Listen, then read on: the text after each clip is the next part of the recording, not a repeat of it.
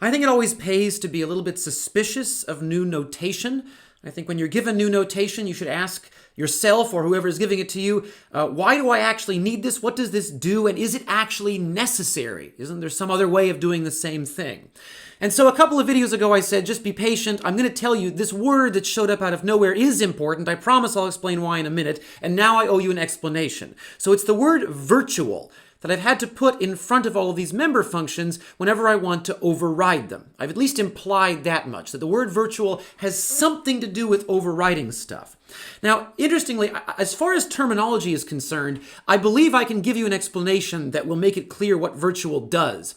What's sort of annoying to me is that it's very hard to contextualize why the word virtual was used for this, as opposed to something else. And I think I understand why the word virtual makes sense in this context, but you need to take other computer science courses to sort of understand the usual meaning of the word virtual in a computer science setting.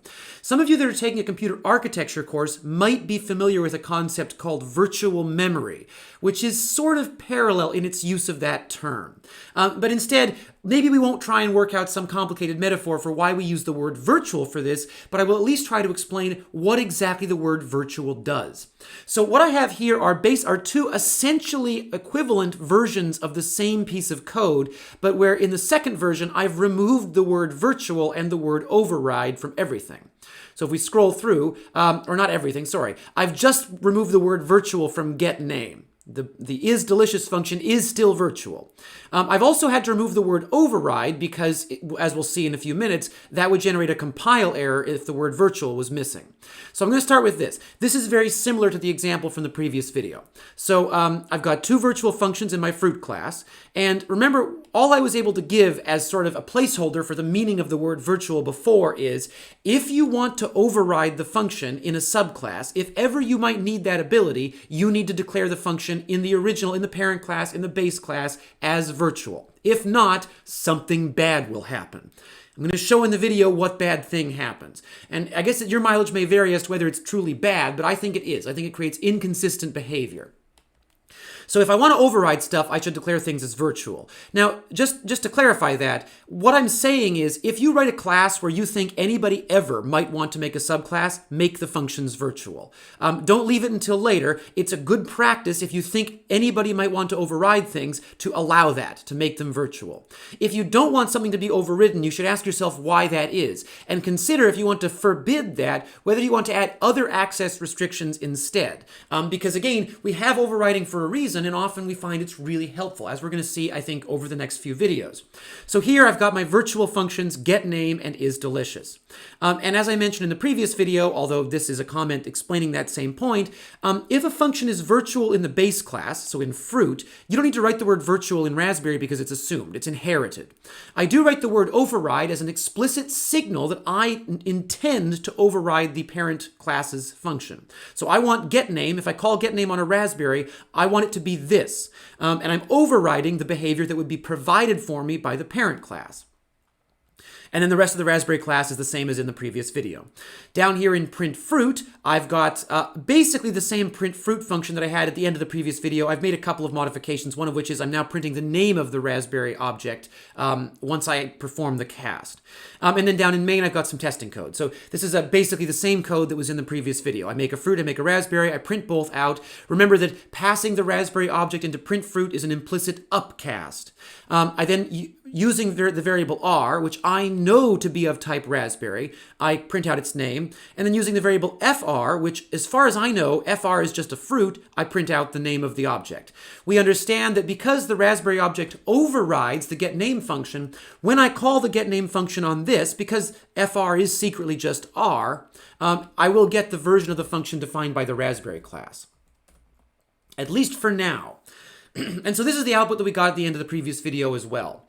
What I want to call our attention to is that there are places in the program where the actual type of a thing, of a variable, isn't the apparent type of that variable.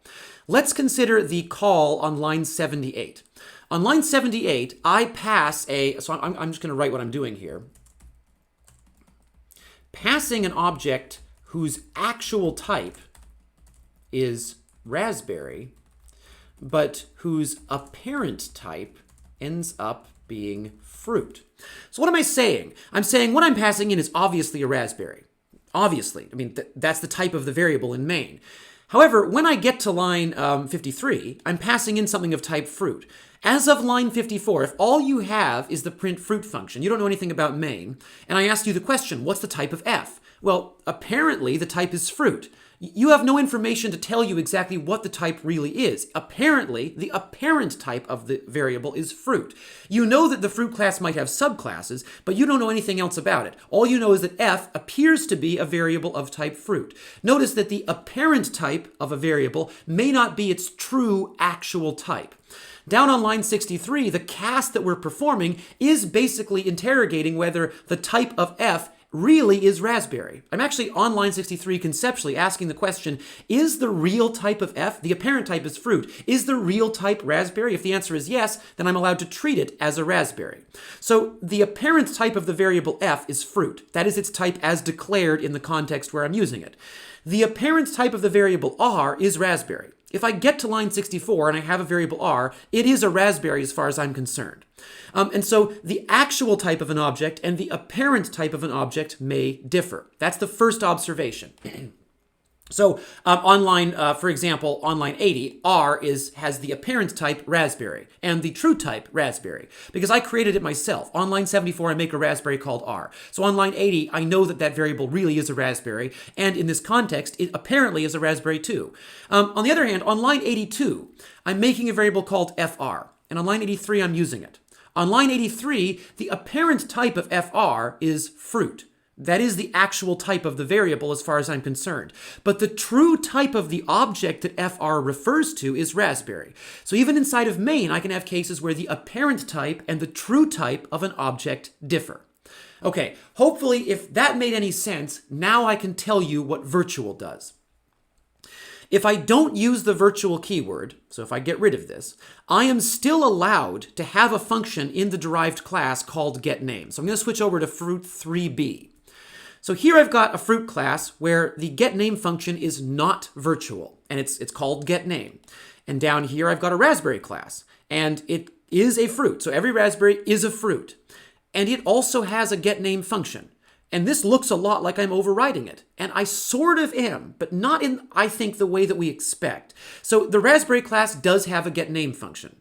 The issue is, without the virtual keyword, we don't get what we usually expect when we use the word override. When I say I'm overriding something, if I have a raspberry and I hand it over to you, and the raspberry class, like it was over here, if the raspberry class overrides the getName function, and I hand it to you and say, this is just a fruit, when you call getName, you still get the name raspberry. You get the version that goes with the true type of the object. And that is the meaning of the virtual keyword. If a function is declared to be virtual and it gets overridden later, then no matter what you're actually working with, whether it's of type fruit or raspberry, when you call that function, you get the version that goes with the true type of the object. So whether the apparent type is fruit or the apparent type is raspberry, the version of the function you get, if it's virtual, is the true type of the object. So in this case, when I print out a raspberry, I get the word raspberry. Over in fruit 3b, getName is not virtual, but I can still declare my own getName in the raspberry class. What happens if I try and run this? So the code in main is the same, and I'll scroll down to that. So I print out my fruit f, which should print generic fruit. I then try and print out my fruit r, and it prints out f.getName. Notice that at this point in the code, at line 50 or line 61, the variable f apparently is a fruit. The apparent type of f is fruit, and I call getName. And then later I try and cast it to a raspberry and print out what it is. Let's see what happens if I run that. And notice that it prints out, okay, generic fruit, that's the variable f in main, and f is not a raspberry. Okay, that sounds good. That's what I expect. And then I pass in my raspberry, but it prints out generic fruit. That's weird, but I passed in a raspberry. Why isn't its name raspberry?